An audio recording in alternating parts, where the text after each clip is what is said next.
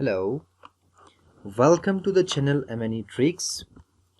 आज की इस वीडियो में हम पावर बीआई के हवाले से कुछ डिस्कस करेंगे। और वीडियो को स्टार्ट करने से पहले मैं बताता चलूँ कि पावर बीआई बहुत ही इम्पोर्टेंट और पावरफुल टूल है फॉर डेटा विजुअलाइजेशन के लिए। मेरे वो तमाम दोस्त साथी जो डेटा विजुअलाइजेशन में अपना करियर बनाना चाहते हैं या डेटा विजुअलाइजेशन में इंटरेस्टेड हैं या इस तरह की कहीं जॉब करते हैं, तो उनके लिए पावर बीआई को समझना और इस पर काम करना बहुत ज़रूरी है। तो आज की इस वीडियो में हम पावर बीआई में सिंपल डेटा एंट्री सीखेंगे और सिंपल डेटा विजुअलाइजेशन सीखेंगे, यानी कि पावर बीआई में डेटा एंट्री कैसे होता है। इसके लिए आपके पास पावर बीआई का सॉफ्टवेयर डाउनलोड होना चाहिए, जो कि मेरे पास है। मैंने इसको ओपन किया हुआ है ऑलरेडी। सो AB पावर बीआई डेस्कटॉप के नाम से मेरे पास सेव है। तो इसमें आपके पास जो आप देखेंगे बहुत सारे यहाँ पे ऑप्शंस हैं। टॉप पे आप देखें एडिट क्यूरीज के नाम से है, इसके साथ है इंटर डेटा। इस पर आप क्लिक करेंगे। जब इस पर आप क्लिक करते हैं तो एक न्यू आपके पास टेबल ओपन होता है या विंडो ओपन होता है। इस विंडो में सिंपल जैसे आप एक्सेल में आप डेटा इंटर करते हैं, सेम इसी तरह यहाँ पे आप भी इंटर कर सकते हैं। जो स्टेरिक आपके पास गिवन है, ये स्टेरिक आप रो को इंक्रीज करने के लिए और कॉलम को इंक्रीज करने के लिए यूज कर सकते हैं। अब आप इसमें हम बाकायदा डेटा एंट्री करेंगे। फॉर इंस्टेंस अगर स्टेरिक पे क्लिक करते हैं तो कॉलम इंक्रीज हो गया।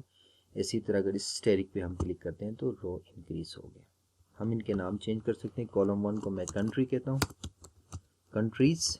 ये मैं कोई हाइपोथेटिकल डेटा एंट्री कर रहा हूँ, यहाँ पे मैं कहता हूँ ह्यूमन इंडेक्स।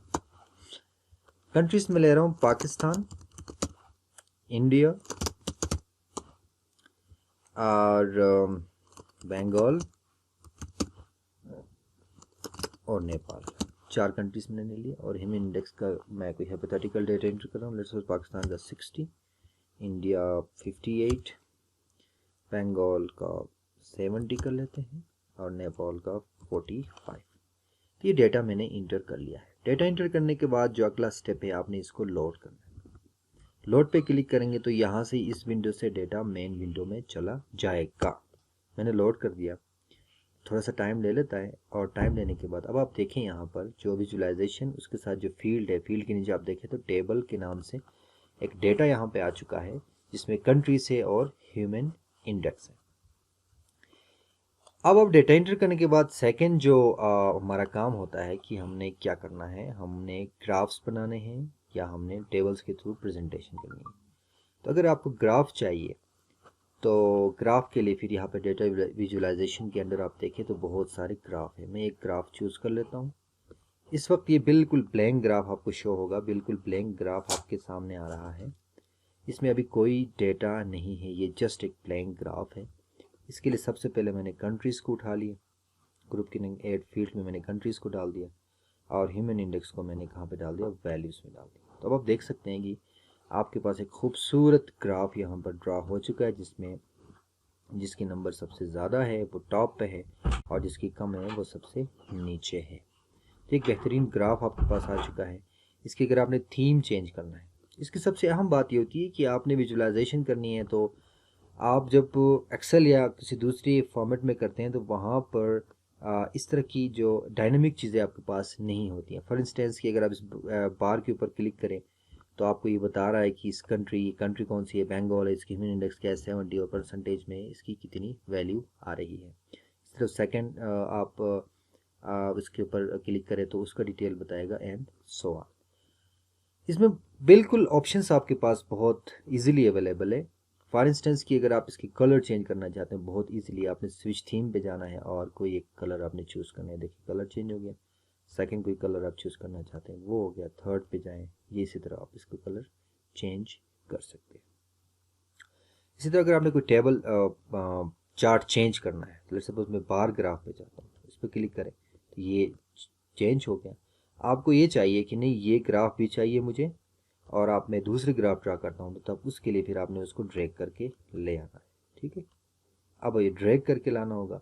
अगर इसके ऊपर क्लिक करके आप यहाँ पे कोई ग्राफ चेंज करेंगे तो नया ग्राफ इसमें खुद ब खुद ऐड हो जाएगा। ठीक है, आप इसको आपने नया ग्राफ किया है, इसमें अगर आप ये वाला करना चाहते हैं जो पिछला आपने किया था, ताकि ये खूबसूरत सा ग्राफ है, तो इसमें अगेन फिर वही काम करना होगा। आप उसमें वैल्यूज़ डालनी होंगी, वैल्यूज़ के नीचे, तो ये आपके पास शो हो जाएगा।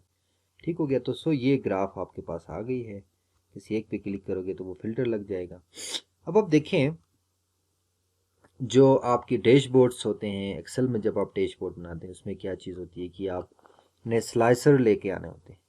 उन स्लाइसर के ऊपर क्लिक करें तो फिर आपकी डायनामिक होती है। अब यहाँ पे देखें तो ये बिल्कुल डायनामिक है। अब इस 70 पे क्लिक करें तो इस 70 का जो डेटा है वो इस ग्राफ में वो सिर्फ वही शो हो रहा है, दूसरे का शो नहीं हो रहा। इस पर क्लिक करें तो इसका शो होगा, इस पर क्लिक करें तो इसी तरह आप एक जो आपका पेरेंट डेटा होता है उसमें आपने कोई डैशबोर्ड रिपोर्ट बनानी है तो ये जो पावर बीआई है बहुत ही पावरफुल टूल इसके लिए माना जाता है और है भी।